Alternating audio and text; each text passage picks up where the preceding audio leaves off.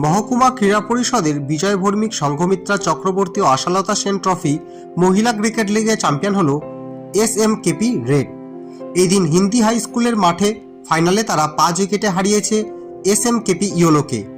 এদিন টসে হেরে ইয়োলো 20 ওভারে 5 উইকেটে 97 রান করে। প্রিয়া সাহানি 36 ও কাকুলি সিংহ 27 রান করেন। অঙ্কিতা মহন্ত 11 ও সুস্মিতা বর্মন 15 রানে নেন 2টি করে উইকেট।